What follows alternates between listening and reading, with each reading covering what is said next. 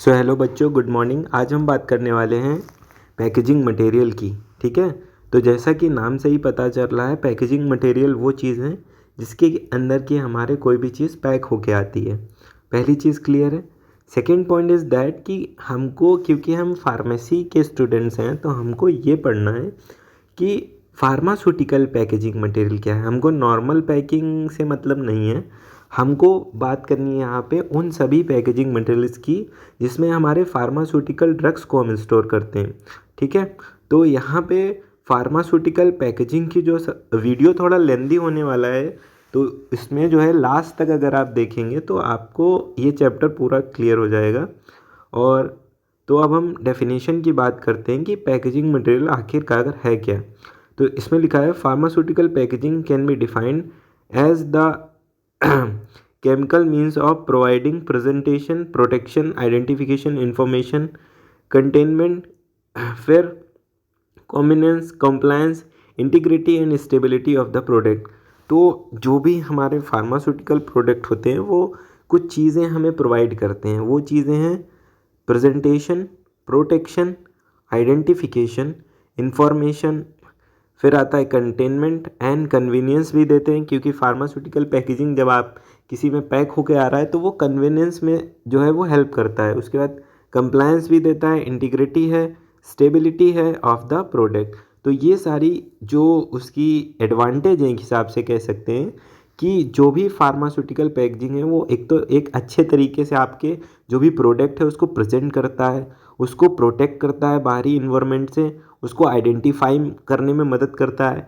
यानी आइडेंटिफाई का क्या मतलब है कि जो भी ड्रग्स है उसको आइडेंटिफाई कर लेंगे आप, उसकी किस टाइप की उसमें पैकेजिंग है। कई बार जैसे डाबर की पैकेजिंग अलग होती है, उसका लोगो अलग है, तो आप उसको पैकेजिंग से ही पहचान लेंगे कि ये जो हमारा ड्रग है ये आइडेंटिफाई करने के लिए भी ईजी हो जाता है पैकेजिंग से। उसके बाद पैकेजिंग के ऊपर उसकी लेबलिंग में उसका इन्फॉर्मेशन लिखा होता है कि उसके अंदर क्या इंग्रेडिएंट हैं, क्या क्या चीज़ें उसको बनाने में यूज़ हुई हैं। ठीक है, कंटेनमेंट क्या है, उसके लिए कौन से कंटेनर्स यूज़ किए हैं। फिर कन्वीनियंस देता है, कोई भी फार्मास्यूटिकल अगर पैकेजिंग है तो हमको कन्वीनियंस देता है। तो कुल मिला के पैकेजिंग मटेरियल जो है वो एक प्रोटेक्शन और presentation, identification, information, containment, convenience, ये सारे जो टर्म हैं ये सब आपको याद करने हैं अपनी डेफिनेशन को जब भी आप लिखेंगे। नेक्स्ट पॉइंट है, जो भी हम मटेरियल सेलेक्ट करेंगे अपने फार्मास्यूटिकल प्रिपरेशन के लिए उसको कैसे सेलेक्ट करेंगे। ठीक है, तो उसको सेलेक्ट करने के लिए नीचे कुछ क्राइटेरिया दिए गए हैं जो कि आइडियल अगर कोई मटेरियल है फार्मास्यूटिकल प्रोडक्ट के लिए तो उसमें ये क्वालिटीज़ होनी चाहिए। They must protect the preparation from environmental condition. जो भी आपका फार्मास्यूटिकल प्रोडक्ट है वो आपके क्या होना चाहिए, प्रिपरेशन उसकी जो ऐसी होनी चाहिए कि वो हमारा प्रोडक्ट को बाहरी इन्वायरमेंट से प्रोटेक्ट कर पाए। इस पॉइंट का ये मतलब है। ठीक है, नेक्स्ट पॉइंट है, ये वाला पॉइंट ये है कि दे must not be reactive with the product. यानी जो भी प्रोडक्ट हमारे उस फार्मास्यूटिकल प्रोडक्ट जो भी हमने उसमें रखा है, अगर हमारा मटेरियल उससे ही रिएक्शन कर लेगा तो क्या हो जाएगा, उस प्रोडक्ट से रिएक्शन कर ले रहा है मतलब कि हमारा पैकेजिंग मटेरियल बेकार है, क्योंकि वो तो हमारे प्रिपरेशन को ख़राब कर दे रहा है ना। फिर तीसरा पॉइंट देखिए, they must not important to the product test और ऑर्डर। ठीक है, इम्पार्ट मतलब ये है कि उसको जो भी हमारे फार्मास्यूटिकल प्रोडक्ट हैं उसको same test same order maintain रखना चाहिए। अगर ऑरेंज फ्लेवर का सिरप आपने बॉटल में रखा है तो जब कोई भी पेशेंट उसको इनटेक करे तो उसको ऑरेंज फ्लेवर का ही मिलना चाहिए। ऐसा नहीं है कि ऑरेंज फ्लेवर के साथ साथ उसमें बिटरनेस आ गई है या वो पीने में अच्छा नहीं लग रहा है। ठीक है, और उसकी अगर फ्लेवर उसका लेवेंडर है या चॉकलेट फ्लेवर है या जो भी फ्लेवर की वो मेडिसिन बनाई गई है, उसी फ्लेवर को जब भी कोई उसको कंटेन करे तो सेम फ्लेवर उसको आना चाहिए। तीसरे पॉइंट का मतलब ये है। चौथा पॉइंट आपका ये है, they must be non toxic. जो भी हमारे मटेरियल जिसमें हम पैकिंग कर रहे हैं वो हमेशा नॉन टॉक्सिक होने चाहिए। चौथा पॉइंट जो है उसका ये मतलब है। फिफ्थ पॉइंट ये है, they must be FDA approved. ठीक है, food and drug administration of India जो कि हमारी इंडियन अथॉरिटी है किसी भी चीज़ को प्रूव करने के लिए, उस FDA अथॉरिटी से जो भी हमारे फार्मास्यूटिकल प्रोडक्ट हैं वो सारे अप्रूव्ड होने चाहिए जो भी हम यूज़ कर रहे हैं। ठीक, नेक्स्ट चीज़ देखते हैं, नेक्स्ट पेज, कि जो भी हमारे फार्मास्यूटिकल प्रोडक्ट हैं उनको हमने 3 क्लासेस में क्लासिफाई कर लिया है। पहला है प्राइमरी स्टैंडर्ड, ये देखिए, दूसरा है सेकेंडरी स्टैंडर्ड, ये देखिए, और तीसरा है टर्शरी स्टैंडर्ड। ठीक है, ये हो गया आपका टर्शरी पैकेजिंग। ठीक है, sorry, one second, primary packaging, secondary packaging and tertiary packaging. ठीक है, ये हेडिंग्स हैं। ये तीनों हेडिंग जब भी अगर क्लासिफिकेशन आएगा फार्मास्यूटिकल पैकेजिंग क्या होती हैं, तो आपको लिखना पड़ेगा कि फार्मास्यूटिकल पैकेजिंग 3 टाइप की होती हैं, primary packaging, secondary packaging and tertiary packaging. अब प्राइमरी पैकेजिंग के अंदर ये लिखा हुआ है कि primary packing material and use designate the layer packing in immediate contact with the product, यानी जो भी हमने फार्मास्यूटिकल प्रोडक्ट पैक किया है वो हमारे प्रोडक्ट के साथ डायरेक्ट कांटेक्ट में, जैसे जो भी टैबलेट हमारे स्ट्रिप में हमने पैक किए हैं, टैबलेट की जो स्ट्रिप आती हैं, ठीक है, स्ट्रिप्स के अंदर जो भी टैबलेट हैं, यानी दवा का जो भी पत्ता है जिसके अंदर से हम टैबलेट को निकाल के कंज्यूम करते हैं, तो कहने का मतलब ये है कि वो टैबलेट जो है वो स्ट्रिप के साथ डायरेक्ट कांटेक्ट में है, पहला एग्जांपल। दूसरा एग्जांपल ये है कि जैसे कोई भी सिरप अगर किसी बॉटल में रखी है तो वो सिरप उस बॉटल के डायरेक्ट कांटेक्ट में है, ठीक है, प्लास्टिक और वो सिरप डायरेक्ट कांटेक्ट में है, या फिर प्लास्टिक या फिर ग्लास में जो सिरप्स आती हैं वो ग्लास और वो आपकी सिरप डायरेक्ट कांटेक्ट में है, तो वो जो हमारी पैकेजिंग होगी वो प्राइमरी पैकेजिंग में आएगी। ये लिखा है इसका एग्जांपल बॉटल। सेकेंडरी पैकेजिंग की बात करते हैं तो secondary packaging material is intended to protect not only the product but also primary packaging. ये उस बॉटल, अब वो जो बॉटल्स हैं वो सपोज़ बहुत सारी बॉटल्स एक कार्टन में आती हैं, या अगर टैबलेट का एग्जांपल लेते हैं तो वो जो टैबलेट है हमारी, वो बहुत सारी टैबलेट जो होती हैं एक कार्टन, छोटे से कार्टन में आती हैं। तो अब ये वाला कार्टन क्या करेगा, प्राइमरी पैकेजिंग को तो प्रोटेक्ट ही करेगा। ठीक है, नेक्स्ट, जो डायरेक्ट कांटेक्ट में आ रहे थे उनको भी प्रोटेक्ट कर रहा है, प्राइमरी पैकेजिंग को भी प्रोटेक्ट कर रहा है, और उसके बाद ये क्या कर रहा है उस मटेरियल को भी प्रोटेक्ट कर रहा है जो उसके अंदर है प्राइमरी के अंदर, और प्राइमरी पैकेजिंग को भी प्रोटेक्ट कर रहा है। कहने का मतलब है जो हमारे सेकेंडरी पैकेजिंग होते हैं वो प्राइमरी पैकेजिंग को तो प्रोटेक्ट करते ही हैं, साथ ही साथ हमारे उस डायरेक्ट कांटेक्ट में जो प्राइमरी पैकेजिंग के साथ मटेरियल है उसको भी प्रोटेक्ट करते हैं। इसके एग्जांपल कार्टन और प्लास्टिक। ठीक, कार्टन का मतलब होता है गत्ते, जिस गत्तों में दवाइयाँ आती हैं उनको हम कार्टन्स बोलते हैं।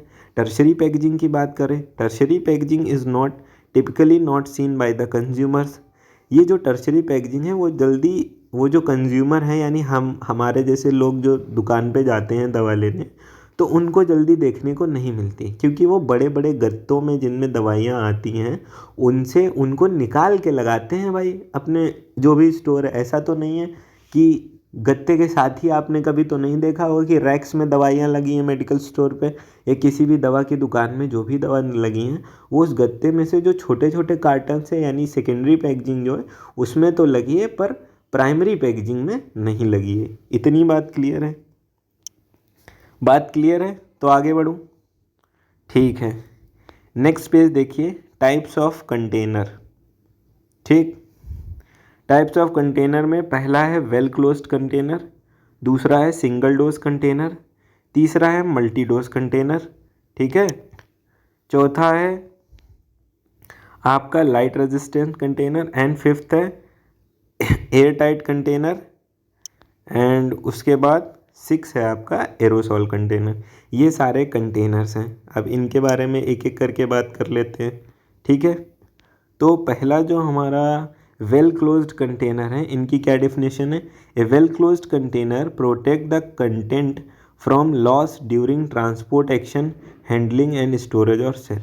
वेल क्लोज्ड कंटेनर का मतलब ही यही है कि जो बहुत अच्छे से बंद हो। वेल क्लोज, वेल का मतलब है अच्छे से और क्लोज का मतलब है बंद।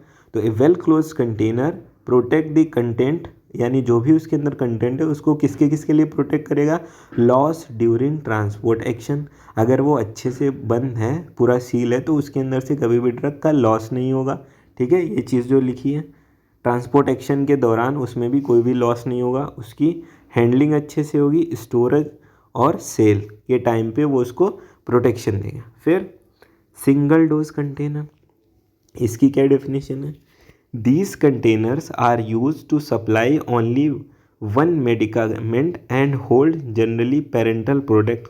आपने जो इंजेक्शन की एम्पुल्स देखी हैं, जब इंजेक्शन लगाते हैं तो क्या करते हैं, जो भी हमारे वहाँ पे इंजेक्शन लगाते हैं आपने देखा होगा कि एक बार में उसको फोड़ते हैं और एक बार में ही पूरा सिरिंज में लेके इंजेक्शन को लोड करके वो पेशेंट को लगा देते हैं। और उसके बाद उस जो कंटेनर एम्पुल्स आती हैं उनका कोई यूज़ नहीं, क्योंकि वो सिंगल डोज कंटेनर है। उसके अंदर अगर हमने उसको ओपन किया है तो उसके अंदर जितनी भी मेडिसिन है उसको हमको एक बार में ही यूज़ करना पड़ेगा।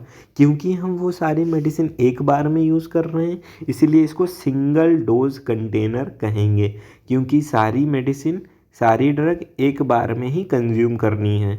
जैसे कि ए एम्पुल एंड वायल्स, वायल्स थोड़े बड़े होते हैं, एम्पुल्स हमारे उससे छोटे होते हैं। उसके बाद एग्जाम्पल है multi dose container. Multi dose container वही है, लेकिन इसमें यह है कि हम बार बार उसके अंदर से ड्रग को ले सकते हैं, सिंगल डोज में एक ही बार और मल्टी डोज में कई बार। ठीक है, तो इनके एग्जाम्पल क्या हैं? These container allowed the withdrawal of the dose at various intervals, यानी विड्रॉ कर सकते हैं इसमें से ड्रग वेरियस इंटरवल्स में। These containers hold more than the one dose and are used for injection. ये भी एम्पुल्स में, यहाँ पे ये वायल्स का एग्जाम्पल नहीं लिखना है, आपको वायल्स यहाँ लिखना है और एम्पुल्स यहाँ लिखना है। ठीक है, यहाँ से वायल्स का एग्जाम्पल ये आप काट देंगे और वायल्स जो हैं वो मल्टी डोज कंटेनर में लिखेंगे। इतनी बात क्लियर है कि सिंगल डोज में एक बार, मल्टी डोज में कई बार हम उसी हमारी जो वायल है उससे ड्रग निकाल सकते हैं। वेल क्लोज कंटेनर ऐसे हैं जो कि बहुत अच्छे से क्लोज हैं, नॉर्मल सी बात है। ठीक है, अब हम क्या बात करते हैं? अब हम बात करते हैं लाइट रेजिस्टेंस कंटेनर। ठीक है, तो लाइट रेजिस्टेंस कंटेनर कौन कौन से होते हैं? ये देखिए, these container protect the medicament from harmful effect of light. Light resistance, देख रहे हो, नाम से ही पता चल रहा है कि ऐसे कंटेनर्स जो कि लाइट से रेजिस्टेंस है, जिनको लाइट से फर्क ना पड़े। रेजिस्टेंस का मतलब है उसके लिए रेजिस्ट हो जाएं, उसको अंदर ही ना आने दें। तो these container protect the medicament from harmful effects of light, क्योंकि लाइट पड़ने से कई बार क्या होता है, हमारा फार्मास्यूटिकल जो प्रिपरेशन है वो ख़राब हो जाता है। अगर उसमें कुछ रिएक्शंस हो जाती हैं जो कि हमारे प्रोडक्ट में नहीं होनी चाहिए, या तो कुछ ऐसी चीज़ें हैं जिसे लाइट आएगी तो वो यूवी लाइट्स लाएगी। अब यूवी लाइट क्या करती है, हमारी फार्मास्यूटिकल प्रिपरेशन को ख़राब कर सकती है। तो these container are use to store those medicaments which are photo sensitive. ऐसे ड्रग्स जो कि फोटो सेंसिटिव हो, यानी लाइट के लिए सेंसिटिव हो। मतलब ये है कि अगर उन पर लाइट पड़ेगी तो वो ख़राब हो सकते हैं, इसीलिए हम क्या करेंगे, लाइट रेजिस्टेंट कंटेनर को यूज़ करेंगे। जैसे कि एग्जाम्पल में इसके आपको लिखना है सिरिंज। नेक्स्ट है एयर टाइट कंटेनर। जैसे कि वेल क्लोज्ड कंटेनर था, सेम उसी टॉपिक पे ये भी डिपेंड है, एयर टाइट कंटेनर। ठीक है, इसकी डेफिनेशन पढ़ लेते हैं। These also called hermetic container. ठीक, इनको हर्मेट्रिक कंटेनर कहेंगे, ये इनका दूसरा नाम है। तीसरा है these container have air tight ceiling और क्लोजिंग। इनकी सीलिंग जो है वो इतनी ज़्यादा टाइट होती है कि इनके अंदर एयर तक नहीं जा सकती। ठीक है, these container protect the product from dust moisture and air. ठीक है, dust moisture and air, where as air tight container are used for injectable. देखिए, एयर टाइट कंटेनर इसलिए यूज़ करते हैं कि अगर आपके उस प्रिपरेशन के अंदर एयर तक चली गई तो आपके माइक्रोबियल ग्रोथ होने की चांसेस बहुत ज़्यादा हैं। और हम सारे ड्रग्स में तो ऐसा ही है कि हमको सभी में ये एहतियात बरतनी है कि किसी भी ड्रग में कोई भी माइक्रोबियल ग्रोथ ना हो पाए, इसलिए। लेकिन स्पेशली इंजेक्टेबल जो ड्रग्स होते हैं उनको हमें स्पेशली ध्यान देना है, क्योंकि वो हम डायरेक्ट आईवी सोल्यूशन में सीधे ब्लड में ले लेते हैं। तो ऐसे इंजेक्टेबल ड्रग्स को हमेशा हम एयर टाइट क्लोज कंटेनर के अंदर ही रखेंगे। आई होप 5 पॉइंट आपको क्लियर हो गए होंगे। 5 पॉइंट क्लियर हो गए। पढ़ते हैं पॉइंट नंबर 6 की तरफ। ठीक है, एरोसॉल कंटेनर पढ़ेंगे अब हम लोग। तो एरोसॉल मैंने बताया था, जैसे आपके जो परफ्यूम के कंटेनर हैं, जो स्प्रे आते हैं परफ्यूम के स्प्रे, ठीक है, सेम उसी को आप एज्यूम कर लीजिए एरोसॉल कंटेनर में। These container are used to hold aerosol product. The container have adequate mechanical strength. अच्छा, ये जो कंटेनर है, जैसे आपने कभी सोचा है कि आप उसको प्रेस करते हैं और उसके अंदर से ऐसे ड्रग्स कैसे निकलने लगती हैं? क्योंकि उसके अंदर जो है प्रेशर को बहुत ज़्यादा मेंटेन किया गया, हाई प्रेशर के साथ गैसेस के साथ किसी भी मेडिकामेंट या ड्रग्स को हमने फिल कर दिया है। अब एरोसॉल कंटेनर में हम लोग क्या करते हैं, एरोजॉल्स होते हैं। ठीक है, इन एरोजॉल्स में क्या होता है, these containers have adequate mechanical strength in order to bear the pressure of aerosol packing. अब ये जो कंटेनर होते हैं, जनरली आपने देखा होगा प्लास्टिक के नहीं बनते। एरोसॉल कंटेनर जो होगा वो स्टेनलेस स्टील या फिर एक ऐसे प्रोडक्ट के बने होंगे जो कि मैकेनिकल प्रेशर को हैंडल कर सके। अब पता चला प्लास्टिक के अंदर अगर हाई प्रेशर लगा दिया तो प्लास्टिक क्या ब्रेक हो गई। तो इसीलिए आपने देखा होगा जो भी स्प्रेज आते हैं वो या तो स्टेनलेस स्टील या फिर किसी हार्ड मटेरियल के ही बने होंगे। ठीक, अब पैकेजिंग मटेरियल ये वाला आप देखिए, कौन कौन से पैकेजिंग मटेरियल जो हैं वो होते हैं। पहला है ग्लास, दूसरा है रबर, तीसरा है मेटल, फोर्थ है प्लास्टिक, फिफ्थ है फाइब्रस मटेरियल एंड सिक्स्थ है फिल्म्स, फॉयल्स एंड लेमिनेट्स। तो अब हम इन सब के बारे में पढ़ेंगे कि ग्लास क्या है, रबर क्या है, मेटल्स क्या हैं। ठीक है, और हमारे ये fibrous material, plastic, film, foils and laminates क्या हैं। ठीक, तो पहले हम बात करेंगे ग्लास की। ग्लास हैज़ बीन, यहाँ पे देखिए ग्लास जो है वो वेरियसली यूज़ हो रहा है पैकेजिंग में। Glass is composed of soda limestone and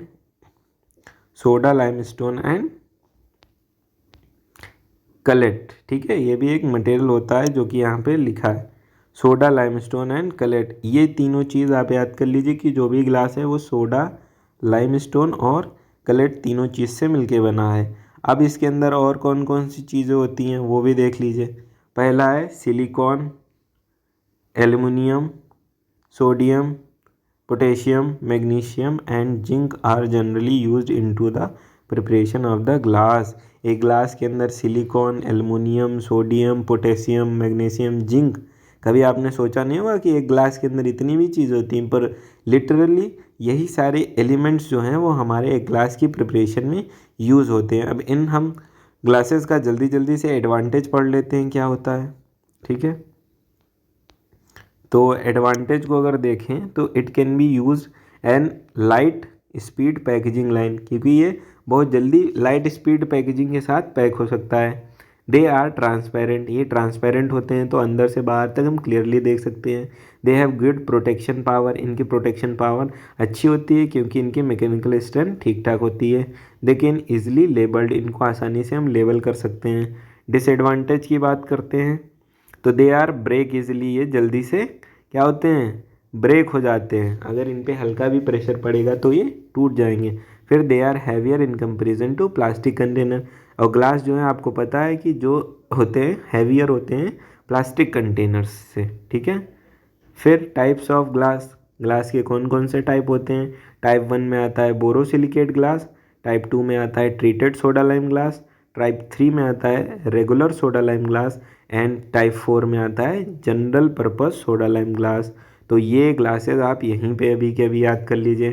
type 1 glass होता है बोरोसिलिकेट, टाइप 2 होता है ट्रीटेड सोडा लाइम, टाइप 3 होता है regular soda lime and type 4 general purpose soda lime glass. तो टाइप 1 और टाइप 1 को आप हमेशा बोलेंगे क्या, टाइप 1 को बोलेंगे बोरोसिलिकेट ग्लास। ठीक। और टाइप 4 को बोलेंगे general purpose soda lime glass, ठीक।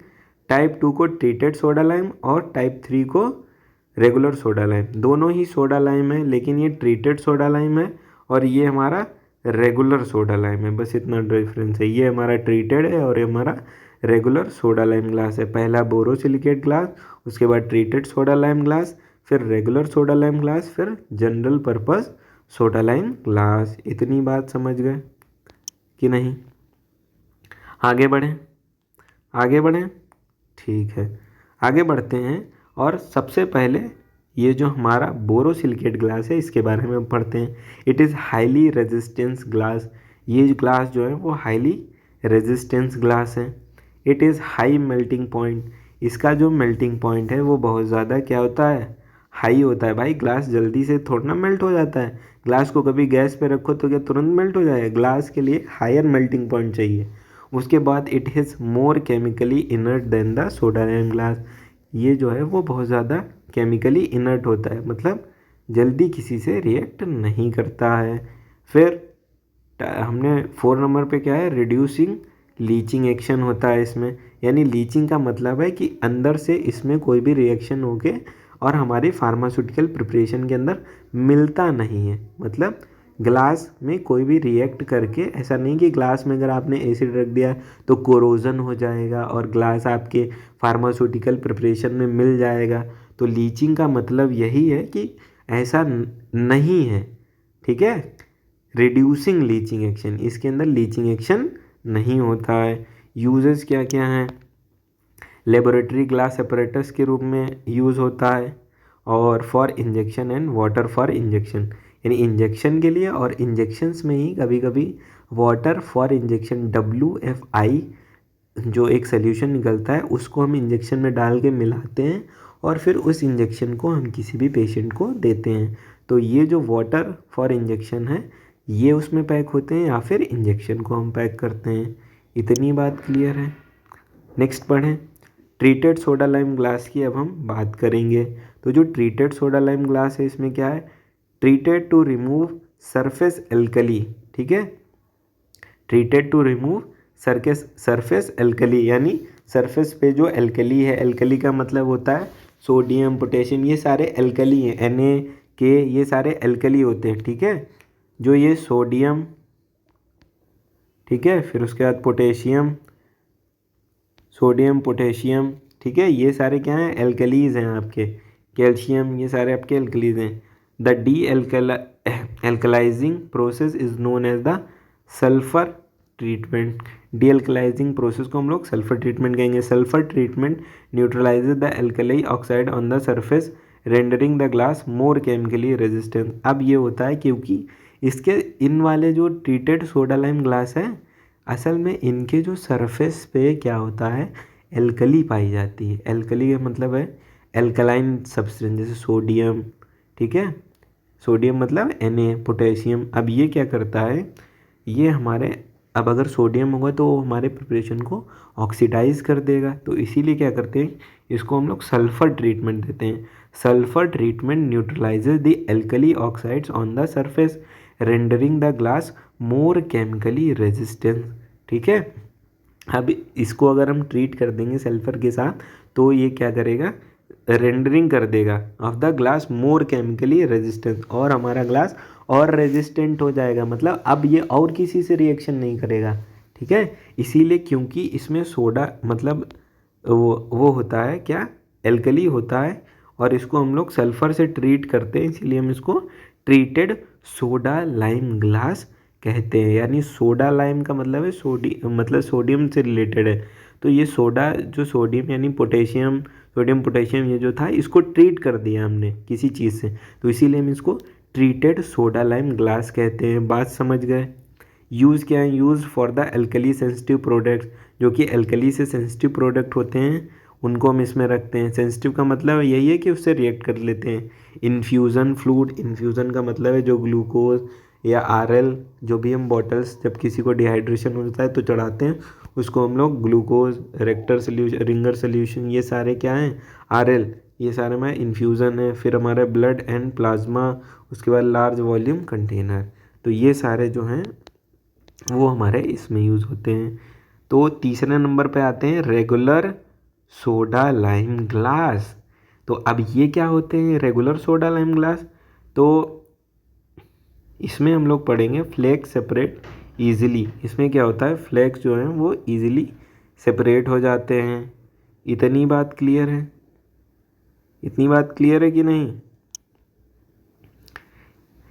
It container high concentration of alkaline oxide and impart alkalinity to the aqueous substance. ये क्या करता है, एल्कलाइन होते हैं लेकिन हमने उसको ट्रीट नहीं किया इसलिए ये रेगुलर है, इनको ट्रीट नहीं किया, इसमें है वो, तो ये क्या करते हैं, इम्पार्ट करते हैं एल्कलिनिटी। इसमें अगर कोई सब्सटेंस रखोगे तो एल्कलाइन हो जाएगा, समझ रहे हो बात को?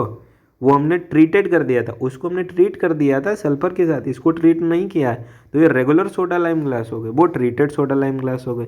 फिर यूज़ में आ गया for all the solid doses form for oily injections. इनको हम इसलिए यूज़ करते हैं। ठीक, नेक्स्ट हम पढ़ेंगे general purpose soda lime glass. अब general purpose soda lime glass क्या होता है? Container are made up of soda lime.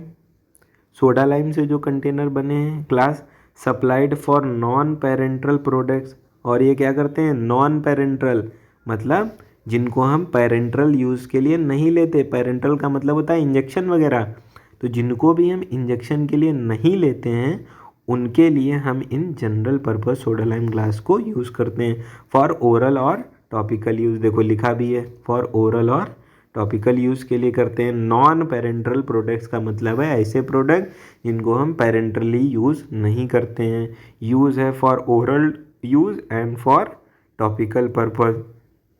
बात क्लियर है? बात क्लियर है ना? तो नेक्स्ट हम पढ़ते हैं प्लास्टिक कंटेनर। ठीक, प्लास्टिक कंटेनर क्या होते हैं इसके बारे में बात कर लें, बिल्कुल कर लेते हैं। Plastic containers may be defined as any group of substance of natural by synthetic origins consisting ये लिखा है chiefly, ठीक है, of polymers of high molecular weight can be molded onto the shape for from the heat and pressure। अच्छा, इसका क्या मतलब है? इसका मतलब ये है कि जो हमारे पॉलीमॉर्फ होते हैं, जैसे पॉलीमॉर्फ का स्ट्रक्चर ये होता है ब्रैकेट ऐसे लगा के, फिर यहाँ CH2, फिर यहाँ ऐसे, फिर यहाँ ब्रैकेट, अब यहाँ बाहर N। तो ये जो है पॉलीमॉर्फ का स्ट्रक्चर है। जैसे कोई भी चीज़ पॉलीमर है मतलब इसमें CH2 CH2 CH2 CH2 bond जो है N टाइम्स लगे होंगे। ये जो स्ट्रक्चर बना है वो CH2 CH2 CH2 CH2 bond N times वहाँ पे कंसिस्ट होंगे एक लाइन में, तो उसको हम लोग पॉलीमर कहते हैं। अच्छा, जो हाई मॉलिकुलर वेट होता है उन पॉलीमर्स को अगर हम चेन में लगाते जाएं तो हम उसको प्लास्टिक कंटेनर को क्या कहेंगे, मोल्ड का मतलब होता है, ये जो यहाँ मोल्ड लिखा है इसका मतलब होता है सांचा। अगर आपको जिस शेप का प्लास्टिक बनाना है तो उस शेप का अगर प्लास्टिक बनाना है तो उसी शेप का तो उसमें सांचे में डालोगे तभी बनेगा। तो यही लिखा है प्लास्टिक में भी defined as any group of substance of natural, या तो नेचुरल का होगा, नेचुरल सोर्स से मिल रहा होगा प्लास्टिक, और सिंथेटिक ओरिजिन से मिल रहा होगा। उसके अंदर क्या होगा, consisting chiefly of polymers of high molecular weight होंगे। हाई मॉलिकुलर वेट के क्या होंगे, उसमें पॉलीमर्स होंगे, मोल्ड किए जाएंगे into A shape of form by heat and pressure. ठीक है, तो हीट और प्रेशर को लगा के वहाँ पे हम उसको अपने में चेंज करेंगे, यानी जिस भी हमको सोल्यूशन में मतलब जिस भी शेप में हमको अपने प्लास्टिक के कंटेनर्स चाहिए हैं। एडवांटेज की बात करते हैं तो लीस्ट एक्सपेंसिव दैट ग्लास। ठीक है, ग्लास हमारे महंगे आते हैं, प्लास्टिक हमारा इजीली बन जाता है, सस्ता होता है, तो ये लीस्ट एक्सपेंसिव होते हैं। ईज़ ऑफ ट्रांसपोर्टेशन, इनको जो ट्रांसपोर्टेशन में है वो इजी होता है। जैसे ग्लास अब भाई कांच के हैं तो वहाँ धचका लगा रास्ते में तो क्या हुआ, फूट जाएंगे, तो अब फूट जाएंगे तो इनको जो है ग्लास को ट्रांसपोर्ट करना टफ है, लेकिन जो हमारे प्लास्टिक हैं उनको ट्रांसपोर्ट करना बहुत ही ईजी है। ठीक, बात समझे? नेक्स्ट है नो रिस्क ऑफ ब्रेकेज, इनको ब्रेक करने का कोई भी झंझट नहीं है, जल्दी टूटते नहीं हैं ये, ठीक। अच्छा, अब जब ये टूटते नहीं है तो ये क्या है, लेस वेट देन ग्लास, इनका वेट भी क्या होता है, लेस होता है। फिर ये होते हैं हमारे फ्लेक्सिबल, ये हमारे क्या होते हैं, फ्लेक्सिबल होते हैं। Variety of sizes and shapes, इनके बहुत सारे साइज एंड शेप होते हैं, एक साइज़ के थोड़ा ना होते हैं। इसेंशियली केमिकली इनर्ट होते हैं, स्ट्रॉन्ग होते हैं, रिजिड होते हैं, सॉफ्ट भी होते हैं। Use high quality and various design, अलग अलग डिज़ाइन के होते हैं। एक्सट्रीमली रेजिस्टेंस टू ब्रेकेज, और ब्रेकेज से एक्सट्रीमली रेजिस्टेंट होते हैं, यानी जल्दी टूटते नहीं हैं। नेक्स्ट पेज की बात करते हैं। प्लास्टिक कंटेनर जो हैं, plastics are synthetic polymers of high molecular weight, ये बात क्लियर हो गई सभी को। हाई मॉलिक्यूलर वेट के क्या होते हैं, सिंथेटिक पॉलीमर होते हैं plastics. Plastic is a packaging have proved useful for a number of reason, बहुत सारे रीज़न है प्लास्टिक को इंक्लूड करने के लिए पैकेजिंग मटेरियल में, including the ease with the they can be formed, मतलब एक तो ये आसानी से प्रिपेयर हो सकते हैं इनको, जैसे हमें कांच के जब ग्लास के जब हमें अपने फार्मास्यूटिकल प्रोडक्ट के हमें पैकेजिंग मटेरियल बनाना था तो उसमें कि हम क्या कर रहे थे, बहुत ज़्यादा टेम्परेचर वगैरह चाहिए था, लेकिन इसमें ऐसा कोई सीन नहीं है। इसमें क्या सीन है, सिंपली ये सीन है कि आप इसको इजीली प्रिपेयर कर सकते हैं। They are high quality and freedom to design, और इनको हाई क्वालिटी और डिज़ाइन के साथ हम प्रिपेयर कर सकते हैं। Plastic container are of two forms, amorphous plastic and crystalline plastic, ठीक है। अब एमॉर्फस प्लास्टिक क्या होते हैं वो बात देखते हैं। Amorphous plastic they are of less inert, ये कम इनर्ट होते हैं, मतलब ये हो सकता है कि फार्मास्यूटिकल प्रिपरेशन से रिएक्ट कर ले, ठीक है। एमॉर्फस में क्या होता है, जो भी प्लास्टिक होती है उसके जो पार्टिकल्स होते हैं वो शेप जो है उनके सेम नहीं होते हैं, मतलब वो अलग अलग शेप होते हैं। जो यहाँ पे अंदर उनके अंदर के जो भी पार्टिकल्स हैं वो अलग अलग शेप में अरेंज होते हैं, तो उनको हम एमॉर्फस प्लास्टिक कहते हैं। फिर they are more permeable to glass and vapour, ठीक है। ये क्या होते हैं, मोर परमिएबल होते हैं टू ग्लास एंड वेपर से। दे गिव गुड ट्रांसपेरेंसी, ये एक अच्छी ट्रांसपेरेंसी को देते हैं। क्रिस्टलाइन प्लास्टिक लाते हैं, दे आर मोर फ्लेक्सिबल, ये फ्लेक्सिबल होते हैं। दे आर मोर इनर्ट, ये इनर्ट होते हैं, क्योंकि इनके जो प्लास्टिक के मॉलिक्यूल्स होते हैं वो एक क्रिस्टलाइन में अरेंज होते हैं, क्रिस्टल फॉर्म में अरेंज होते हैं, ठीक है। ये एक क्रिस्टल फॉर्म में बना रहा हूँ जो मैंने बनाई थी क्लास में भी, तो ये क्रिस्टल फॉर्म में अरेंज होते हैं, तो इससे जब कोई रिएक्ट करेगा तो लेस रिएक्ट कर पाएगा। लेकिन जब इसके पार्टिकल्स अलग अलग रेंज होंगे तो मे बी इससे जो भी प्रोडक्ट रखा जाए वो आसानी से इससे रिएक्ट कर लेगा। बात क्लियर है, बात क्लियर है, आगे बढ़ते हैं। They are less permeable to gases and vapour, यानी गैसेज एंड वेपर से लेस परमिएबल होता है। टाइप्स ऑफ प्लास्टिक, प्लास्टिक दो टाइप का होता है, एक thermoplastic type and thermosetting type, ठीक है।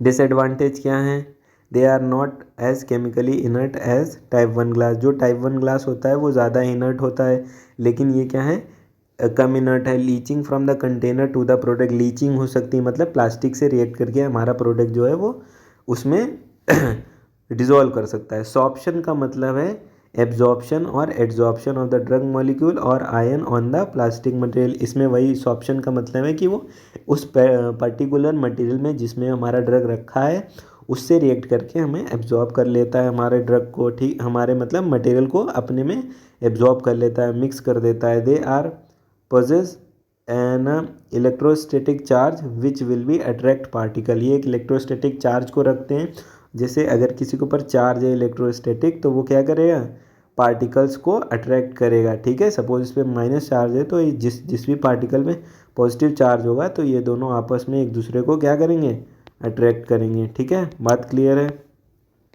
क्लासेस ऑफ प्लास्टिक, जो थर्मोप्लास्टिक और थर्मोसेट्स हैं, इसमें क्या डिफरेंस है, capable of being shaped after initial heating and solidified by cooling, ठीक है। इसमें क्या होगा, capable of being shaped after initial heating, जैसे किसी ने हीट किया इसको तो इसका शेप बदल जाएगा और जब कूल करेंगे तो ये फिर से सॉलिडिफाई हो जाएगा। On heating they are softer to viscous fluids, ये सॉफ्टर हो जाते हैं और एक विस्कस मतलब गाढ़े चिपचिपे पदार्थ में बदल जाते हैं। विच हार्डन्स अगेंस्ट ऑन कूलिंग, जब इसको हम दोबारा से मतलब जब गर्म किया तो एक मतलब मेल्ट हो गए और विस्कस फ्लूइड बना लिया। जब इनको ठंडा किया अगेन से तो ये क्या हुआ, हार्ड हो गए अगेन।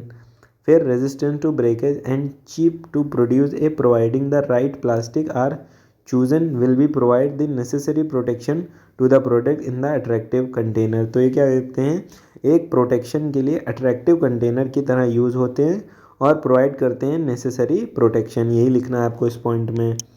इसके एग्जाम्पल क्या हैं, पॉलीस्टायरीन, पॉलीइथाइलीन, पॉलीविनाइल क्लोराइड, जिसको हम पीवीसी भी बोलते हैं, पीवीसी, ठीक है, polyvinyl chloride.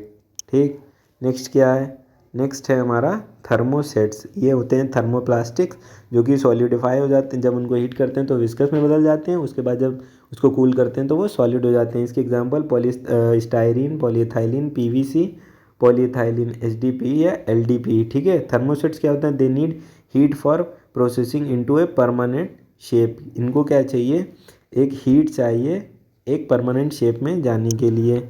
When heated they become flexible, ये फ्लेक्सिबल हो जाते हैं, ठीक है, but they do not become liquid. ये वाले हमारे लिक्विड हो जा रहे थे लेकिन ये लिक्विड नहीं हो रहे। ये वैसे ही बात है, ये हमारे थर्मोप्लास्टिक वो हैं, जैसे किसी को रिश्वत दिया आपने तो वो तो पिघल गए, तो ये जो पिघल गए वो थर्मोप्लास्टिक हैं। और जो सख्त होते हैं, यानी जो जैसे बोलते हैं ना कि सख्त लौंडे हैं, तो वो नहीं पिघले, वो थर्मोसेट्स हैं।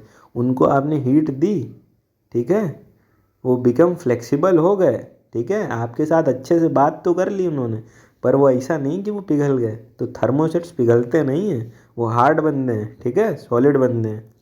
तो ये क्या होते हैं, become flexible but they do not become liquid. ये लिक्विड नहीं होते हैं, पिघलते नहीं हैं जल्दी, ठीक है। During heating such materials from permanent cross links between the linear chains resulting in the solidification and loss of plastic flow. ये क्या करते हैं, प्लास्टिक फ्लो को खो देते हैं। अब इसके एग्जांपल आप लोगों को याद कर लेने हैं कि urea formaldehyde UF, phenol formaldehyde, melamine formaldehyde. देखो फॉर्मल्डिहाइड वाले एग्जांपल हैं सब इसमें, urea formaldehyde, phenol formaldehyde, melamine formaldehyde, epoxy resins and polyurethanes, PURS, ये सारे आपके इसके एग्जाम्पल हो गए। अब टाइप्स ऑफ प्लास्टिक क्या हैं, टाइप्स ऑफ प्लास्टिक की बात करें तो ये हो गए हमारे पॉलीइथाइलीन, जो पॉलीइथाइलीन, पॉलीस्टायरीन, ये सारे एग्जाम्पल लिखे थे। उसके बाद ये क्या हो गया, पॉलीस्टायरीन हो गया, ये हमारे पॉलीविनाइल क्लोराइड हो गया। फिर उसके बाद नेक्स्ट है PET, मैंने जो बोलता हूँ क्लास में, PET क्या है, वो पॉलीइथाइलीन टेरेफ्थलेट है, ठीक है। उसके बाद नायलॉन है आपका, एक्राइलामाइड है, इसको हम बोलते हैं। फिर इसके बाद इसके कुछ एडवांटेज हैं, इसके बाद इसके कुछ एडवांटेज हैं और यहाँ पे प्रॉपर्टीज़ हैं, ठीक है, बात समझ रहे हो। तो अब हम इसको एक एक करके डिस्कस कर लेते हैं, ठीक है, कर लेते हैं डिस्कस जल्दी से। तो डिस्कस करने के लिए सबसे पहले आता है polyethylene. This is used as high and low density polyethylene. Low density polyethylene, high density, low density polyethylene बोलेंगे। It is prepared plastic for the squeezers bottle.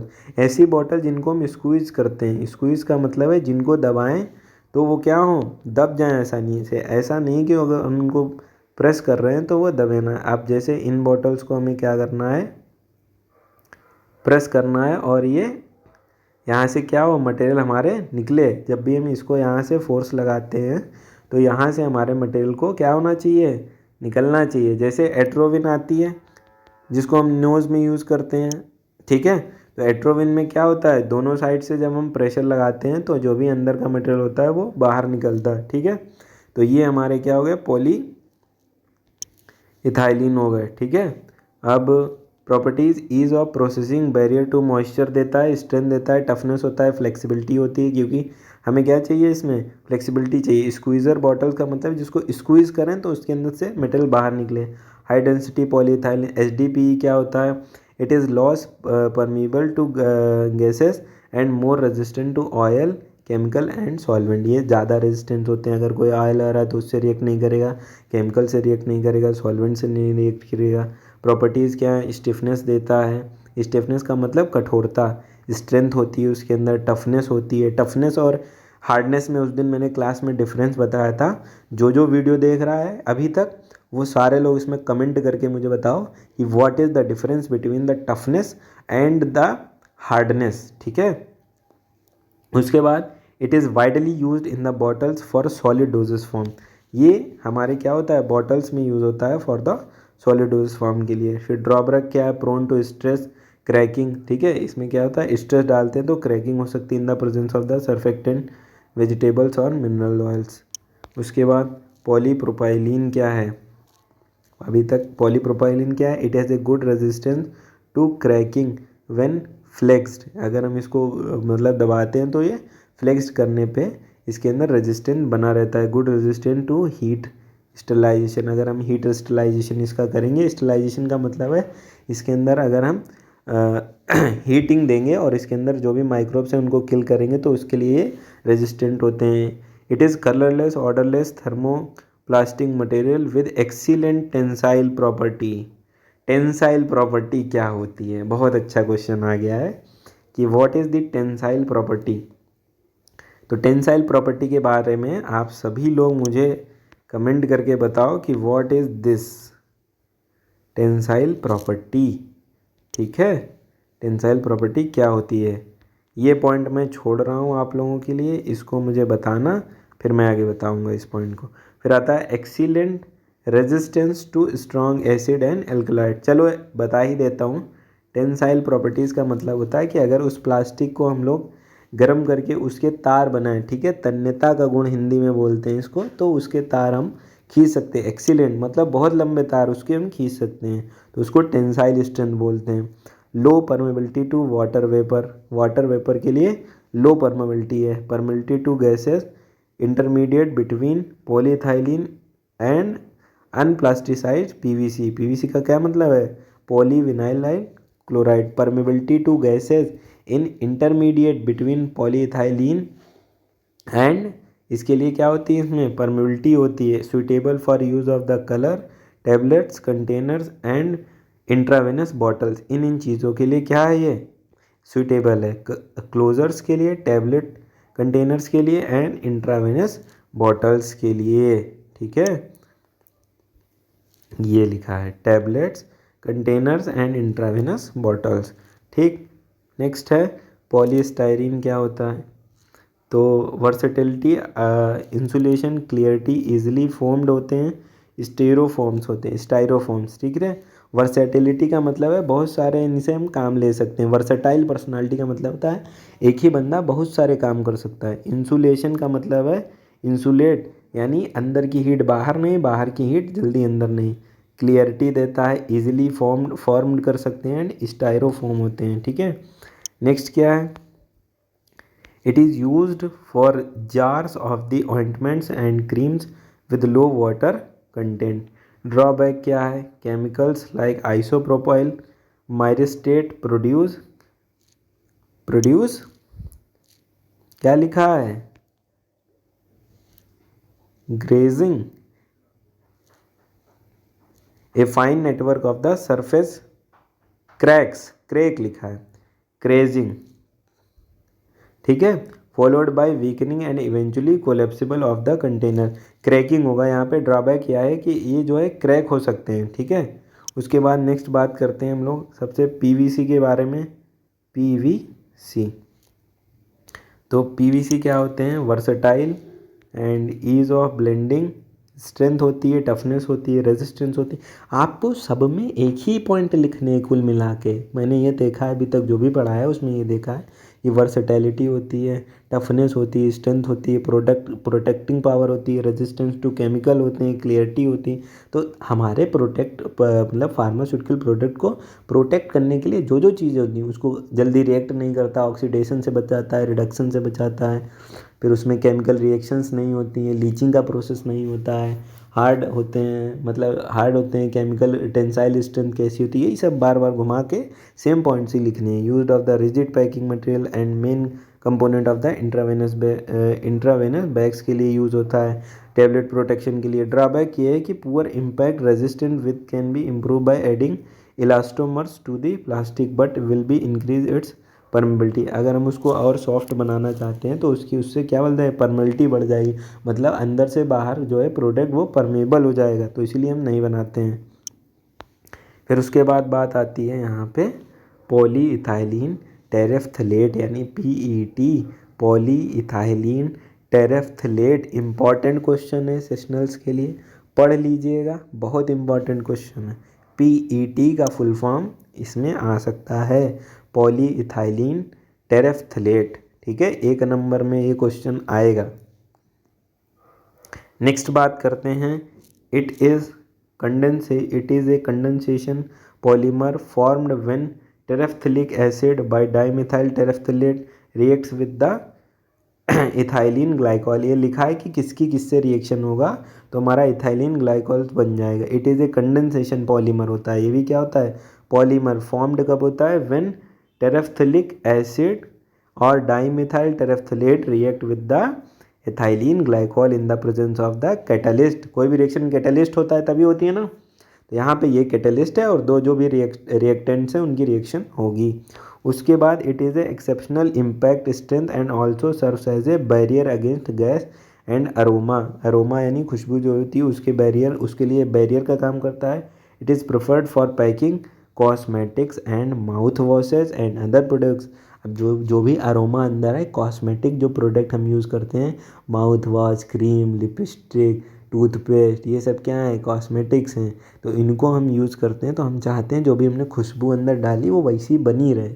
ठीक है, तो इसके लिए हम क्या करते हैं, इन वाले पॉली इथाइलिन टेरेफ्थलेट को यूज करते हैं, which container strength, toughness and barrier important. ठीक है, उसके बाद हम बात करते हैं यहाँ पे अपने नाइलॉन यानी एक्राइल amide.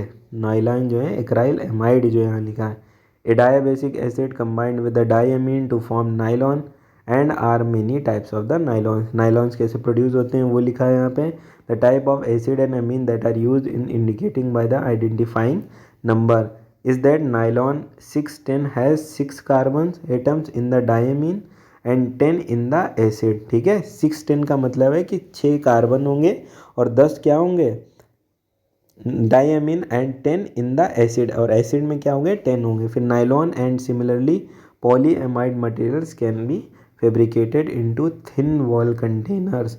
Nylon can be autoclaved, autoclave हम कर सकते हैं, हीट से रेजिस्टेंट जल्दी होते हैं ये सब। उसके बाद क्या हम बात करते हैं, इसको ये वाले जो प्लास्टिक होते हैं नाइलॉन प्लास्टिक, ये हीट के लिए जल्दी मतलब प्रेशराइज नहीं होंगे और मेल्ट नहीं होंगे, इनको हम ऑटोक्लेव में यूज़ कर सकते हैं। एडवांटेज क्या है, it is extremely strong and can not be destroyed easily by the mechanical means. जल्दी डिस्ट्रॉय नहीं होते हैं जल्दी से। ठीक है, नेक्स्ट पॉइंट जल्दी से कर लेते हैं। It is widely accepted due to the its resistant to a wide range of the organic and inorganic chemicals. ठीक है, इतनी बात क्लियर है।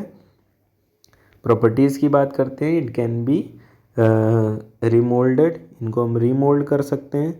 बात क्लियर है, रीमोल्ड का मतलब है दोबारा से इनको मेल्ट करके किसी मोल्ड में डाल के दोबारा बना सकते हैं। ठीक है, इट इज़ फ्लेक्सिबिलिटी, फ्लेक्सिबल होते हैं। प्रोवाइड ट्रांसपेरेंसी, ट्रांसपेरेंट होते हैं। इलास्टिक होते हैं एंड परमेबिलिटी इनके अंदर थोड़ी बहुत होती है। तो प्लास्टिक कंटेनर्स तक अभी हमने क्लियर कर लिया है। नेक्स्ट के जो कंटेनर्स हैं या फार्मास्यूटिकल प्रोडक्ट्स हैं उनको हम आगे के वीडियोस में क्लियर करेंगे। सो तब तक के लिए आप लोग इतना लिखिए, इसको समझिए, और जो सेशनल्स हैं उसके लिए आप तैयारी करते रहिए। तो ठीक है, कल मिलते हैं फिर। Good night guys.